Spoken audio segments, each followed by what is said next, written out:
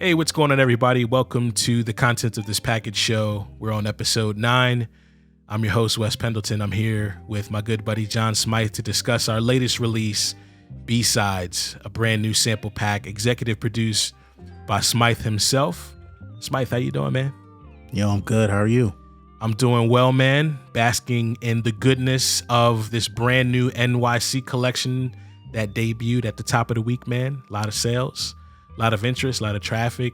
Seems like people are very, very interested in it. You and I produced a piece to highlight the fact that it was released and seemed to be something that people really enjoy, man. Appreciated everything that you lent to it from an audio standpoint.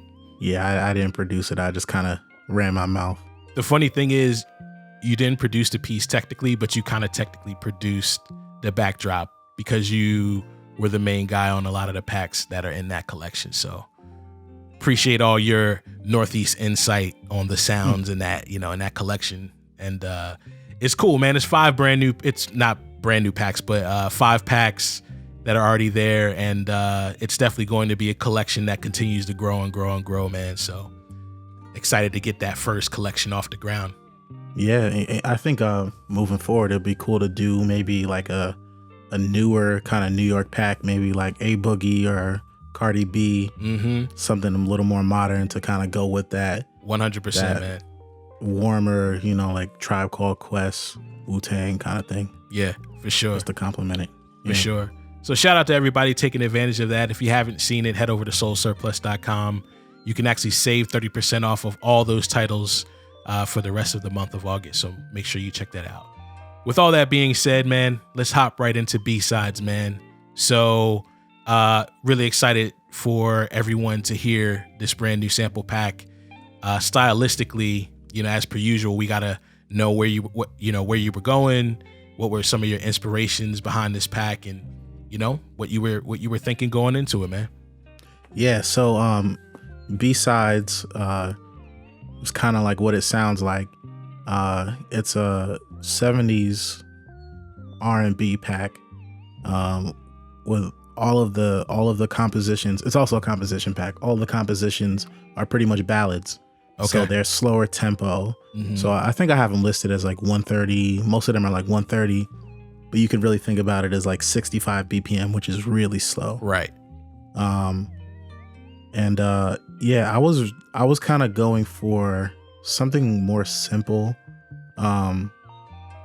Something that really captures the essence of what you feel when you listen to a ballad.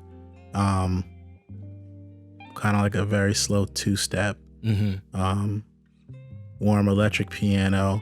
I did a lot more to switch it up, more acoustic guitar. I did a lot of nylon string guitar. And I even brought the sitar back. I know the last time I'd used that was obviously before the legacy pack, because I used that to make the round 3 sample. But before that, the last time I used the sitar was a few months ago for, I think, 12th and Vine. Right. So yeah, I brought the sitar back. It's on maybe like 4 or 5 of the compositions. So yeah, that's pretty much the feel of it. Right. There's nothing like that sitar, man. I feel like sitar and acoustic guitar together, they're where they sit in like the sonic palette. They just like this, like a glue when they're together on a, like you don't even have to like do any crazy EQ for them to be separate in the mix. They kind of just are separate in the mix, like right out the gate. Yeah, especially with all of the warm padding. I'll tell you this though. I know we're not talking about this pack, but if you want to talk about something that doesn't really need mixing at all, was the blue pack, which of course includes the acoustic guitar and the nylon, which is also on B-Sides. But with the blue pack, and I think it really just has to do with the old school way of miking an instrument up, not always using electronic instruments. Like acoustic instruments are made to sit where they're supposed to sit. So if anything, you're kind of just EQing out rumble from the mic, or maybe you're correcting something that, maybe the mic was placed a little funny, so you're getting some harshness, maybe around like 3K with some of the instruments. Usually with string instruments, I always notch out around 3K, but yeah, acoustic instruments, they're made to sit where they're supposed to sit, as opposed to like trying to EQ a synth or EQ a Rhodes. There's going to be a lot of, depending on the arrangement, you're going to have to notch out a lot more stuff. But acoustic instruments, especially ones that are made well, they are what they are, Right. Now, in this, like, as far as when you were using acoustic in this particular pack, is that more noodling or more strumming, or are we getting like a really good mixture of the both in this pack? So the acoustic, I think, is on a couple tracks. I would say at most 3. And that was definitely chords for the texture. Right. Like you said, it kind of just sits in that pocket perfectly. The nylon is on a lot more tracks, and that was more of a mixture, because the nylon it's better for a lead, and it can hold its weight.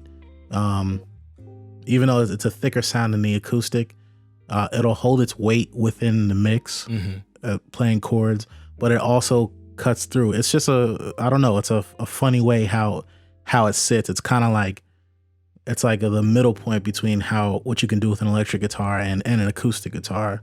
Like the electric guitar can be really warm, so can the nylon. The acoustic guitar is going to cut, but so can the nylon string, Gotcha. So yeah, the nylon was definitely more of both. So like there's some arrangements where I'll play the chords and the melody at the same time. Yeah, stuff like that. It was cool stuff. Gotcha. One of the things that I was actually thinking about, and I actually meant to talk to you about this like a couple weeks ago, because we're getting into the fall, into the winter. We talked about a few episodes back on episode 7. We were talking about how over the summer we kind of stayed in a pocket, sonically, as far as the sample packs go. And one of the things that I was looking forward to was possibly getting something in the fall that has that's more major chords based, a little bit more on the brighter side, a lot more acoustic guitar that gives us kind of like the, I'm trying to think, like the quartet sound, the white quartets from like the mid and late 60s. They all kind of had like this soul feel kind of underneath a lot of the stuff that they were doing. But I really want to make a pack that kind of represents that older sound. I'm trying to think of like a soul group that kind of had that same type of feel. Of course, I can't think of any right now, because we're not on this episode to talk about that stuff. But yeah, I'm a big fan of when you do acoustic and nylon, and I think the fans are too. If I'm not mistaken, I still think both Smythe Guitar packs, Smythe Guitar 1 and the nylon pack, they're still top 10 in the store, like all this time. It's almost been like a year and a half since you put both of those out. Yeah, going on 2. The first one came out in September. That's crazy. But those are such good starters for compositions, Yeah. I didn't really realize what I was doing. I was just kind of, I think I made like 12 loops, some kind of odd number like that. They were all like a minute, 40 seconds to a minute long. Right. I really didn't, especially the nylon, I didn't expect to hear it as much as I did on a lot of people's productions. Like even my friends, that's the stuff that kind of, makes me tear up a little bit, is seeing friends who, if they were to ask me like, yo, can I get this nylon pack? Sorry, but I'll probably like give it to them. Like those kind of friends, right. Don't fire me. But to see those people paying for it and using it, and me not even knowing about it, and I listen, I check out some of their music and I hear the nylon, I'm like, wow, first of all, I didn't know people still like this, and second of all, like that just means a lot, Right. So I like to keep that sound alive. Right. I still think that when it comes to, kind of going back to what we even said 2 episodes ago, there's something very superhero about the guitar, specifically because it's so hard to play. It's probably one of the, outside of like maybe like a woodwind instrument or something like that. Yeah. But as far as like a very common instrument that is, if you're going to learn an instrument, most commonly people are either going to learn the piano or they're going to learn the guitar, know? And I still think that there's a lot of people that quit guitar faster than they might even piano, just because I teach them. Yeah, exactly. Yeah. So I still think that that's a lot of reason why those packs especially go real hard, just because I think that sound is a very universal sound. I think it goes across all genres. And, again, I just think it's something that, people are like, hey man, I'm not going to learn how to play guitar. Like the fact that Joel is learning how to play guitar right now is driving me insane sometimes. Yeah. It's like every sample pack you can hear he's actually getting better, and it's scary. Yeah. Like, we did a session a few Saturdays ago and I was playing and I noticed him looking at my hands. Normally anybody else in my mind, I'm just like, why are you looking at my hands? Like, there's no way you're going to be able to pick up what I'm doing. He's going to do it. Yeah, Joel's actually picking it up. Yeah. The dude, so a lot of people don't know he's an engineer, electrical engineer by trade, and his brain is he's super, super smart. He's so laid back and quiet that he's very unassuming, but Joel like sees and hears everything. Mm-hmm. Yeah, man. So from an inspiration standpoint, what were you leaning on with this brand new pack? Were there any like old tracks or old musicians that you were, looking towards or maybe somewhat emulating? Yeah. So, a lot of times for me, it's usually just one track, and there's something about that track that just inspires me and makes me want to emulate that. Mm-hmm. So, there's a lot of acoustic and nylon guitar, but there's also some, synth leads, specifically square wave synth leads,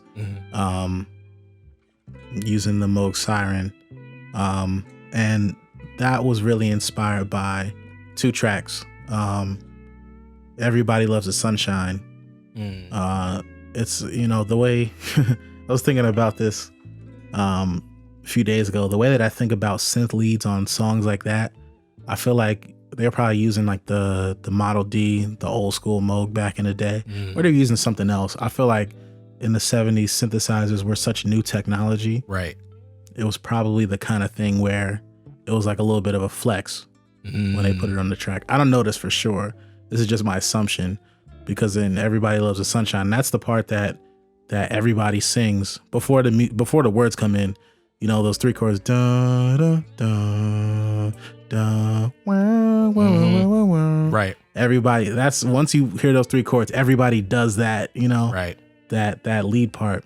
Yeah. And the way I agree with you. I every time I hear that specifically, that is my first thought from that specific time, that these guys are literally doing this specifically to show you like, hey, just so you know, we have a piece, we have an electronic piece in the studio. Yeah. The same thing happened like when you get into like the late 70s and the early 80s, and with Zap. Are you gonna mention? That's the first thing I thought of was a talk box. Yeah, like a talk box. That was a major flex too. Yeah. So computerized. You know what I'm saying? Yep. And it's just like, you guys are really only. It sounds dope, but you guys are using this because you have this in the studio. Yeah. But anyway, I'm sorry. I digress.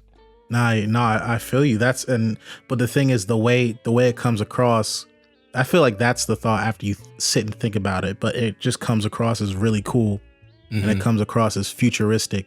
And what makes it cool is that it's a futuristic sound, and obviously the Moogs are great instruments. They just sit on a track so crazy, right, on top of analog instruments, or sorry, not analog, but on top of acoustic instruments, or electric instruments like the guitar, right, the bass, whatever kind of electric piano or piano they have. So there's some of that on this pack. Everybody Loves the Sunshine, and then also also Rock Creek Park by the Blackbirds. Mm-hmm. That's a song that I've been listening to. That song, side story, when I was like maybe 3.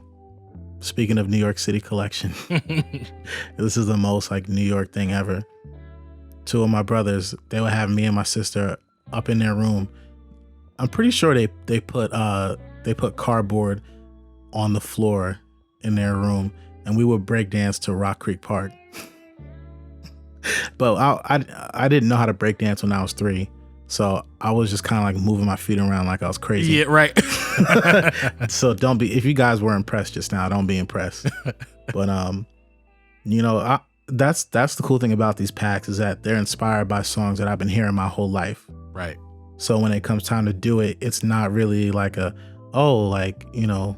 let's do something like Rock Creek Park, or which isn't even a ballad, which is kind of funny, or let's do something like Everybody Loves the Sunshine. It's just that I'll be listening to it,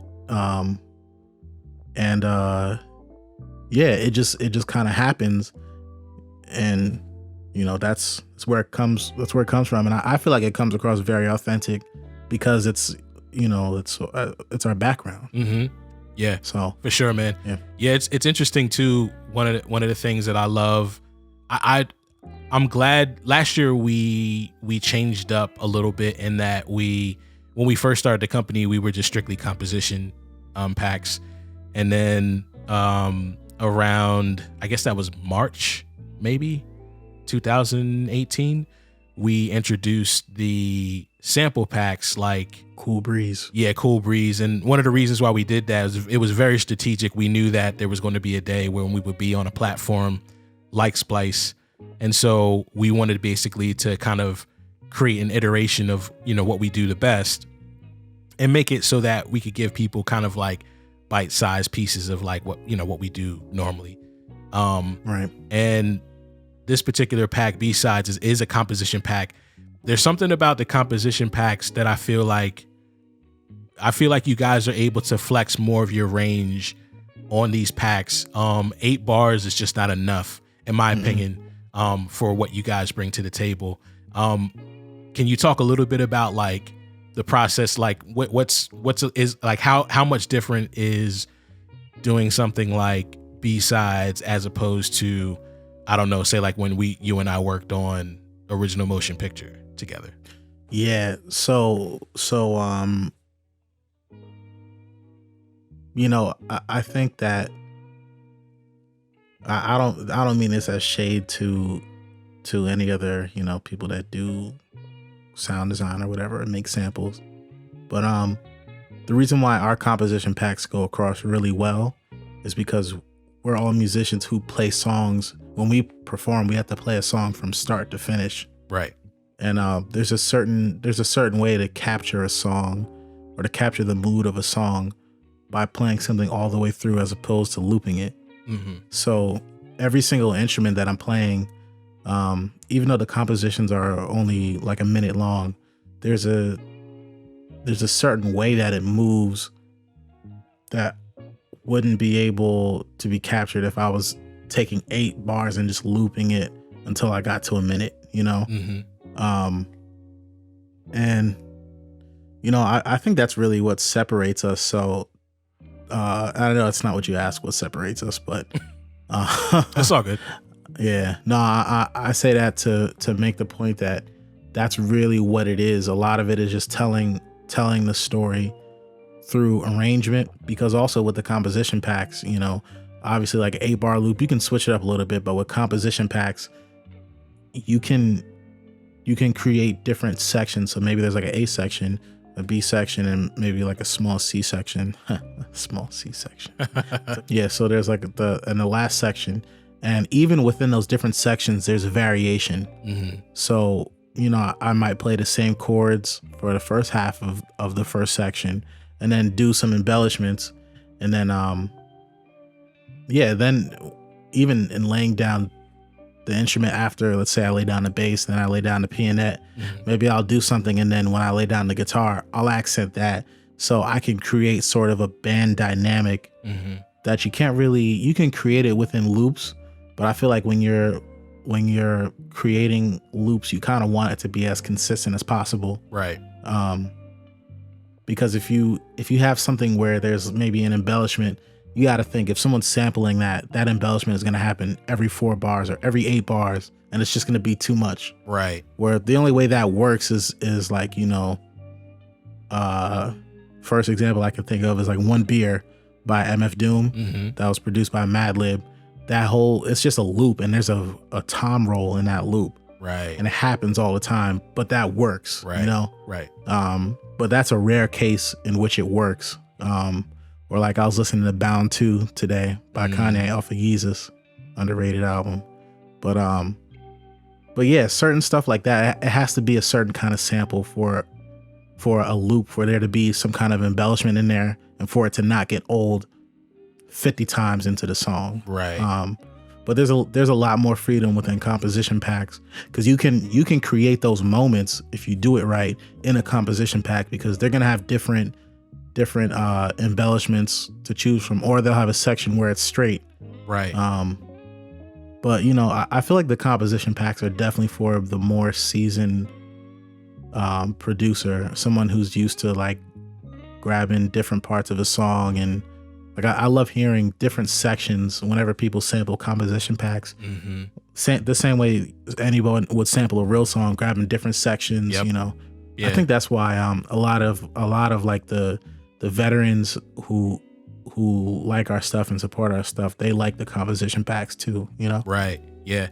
Speaking of Bound, you have Kanye using the one part of that hook, because he's really using the hook, and then fast forward a year later, like I guess like 3-4 years later, and Tyler is sampling the verse part of it on his latest album. You know what I'm saying? Oh, I didn't even catch that. Yeah, it's the same exact sample. So, and it's crazy because like you can hear that it's the same sample, but it sounds so different because it's from a different part of the song. Right. So yeah, that's awesome, man. As far as instruments go, I'm sure you kind of discussed some of the acoustic guitars and nylon guitars and stuff like that. Anything else that you sprinkled in there, maybe from like a synth standpoint? Yeah. So the funny thing is, I actually did not use the Opus 3 at all. Really? I haven't used it. That's like my favorite synth. But the Siren is kind of taking its place as my favorite. Yeah, I think I'm just kind of changing in that way. Like I really love the pads from the Opus, or like I'll use that for organs. But yeah,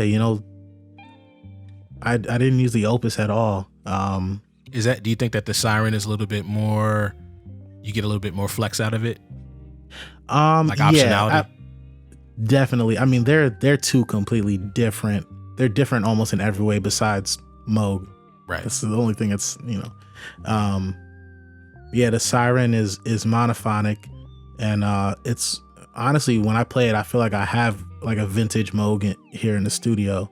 Because that's what I used to get all of those square wave vintage sounding leads on these compositions. Yeah, it's very flexible. The only thing is I don't always like to use the computer program or the corresponding, I guess, application that comes with it. It's convenient, but I wish all of the controls were on the front, so it's not as flexible that way. But it's still great because I can do everything I could do on any other kind of synth. Right. With the Siren. Gotcha. Now, even though it's monophonic, you're still playing chords. Not with the Siren. Got you. Yeah, the Siren is all leads, or like super soft. No, actually on this pack, no, they're all leads. There's some softer leads, and sometimes I'll do ambient stuff, but I don't think there's maybe like one ambient kind of thing I have going on in this pack, but most of it is a lot of it is just a little bit drier. I didn't go crazy with the reverb on this pack. Not like me. Oh yeah, original. Any sample pack I'm working on, man, it's like it's 10 leagues deep in reverb. Yeah. Yeah. And you know, I think it has to do with what kind of era you're trying to capture. Yeah. Because, you know, I think, what was it? The 60s. This is where I'm going to get nerdy. I believe in the late 50s, early 60s, the first plate reverb came out. And that's definitely a sound. Plate reverb and spring reverb, of course, that comes from guitar amps, but they would also use it as like an outboard kind of thing. Right. And I think you capture a certain kind of sound or a certain kind of like vibe when you drown things in plate reverb. Because to me, like, Everybody Loves the Sunshine, that lead synth is drenched, you know, right, in reverb, but that's a vibe where a lot of what I was capturing on this pack was definitely a lot drier. Like, I wanted it to feel like I'm in the live room with musicians playing these ballads, you know? Right. Yeah. So got you. Yeah, the Siren, the Roadie is on a few of them. And that's really about it. Most of the meat of the sample pack was a pianette, yeah, I was electric guitar. I was literally about to say, I'm guessing just stylistically with this pack that the pianette was on it heavy. Oh yeah, no, absolutely. I have not gotten tired of that thing. I was getting a little frustrated because some of the parts were a little bit harder. It's funny because the pianette parts are more basic on this pack. But I think that the progressions just move in a different way. So I was like you guys saw in the video where I was doing the pack that's supposed to come out, I think this month or next month in September, the Stylistically Southern video. Right. You saw me do like 14 takes. Mm-hmm. That's kind of like what it was for this one. So gotcha. it was a little frustrating, but the pianette is all over this pack. Awesome. Yeah. Well, yeah, man, I'm really excited for the folks to get their hands on this, man. You guys go over to soulsurplus.com, check out our latest sample pack B-sides. It's available now. Composition pack, it's available both in the composition form and composition and stems. Smythe really put his foot in this. You guys will not be disappointed. Smythe, thanks for coming on, man. Yeah, thanks for having me. All right, we'll see you guys next time.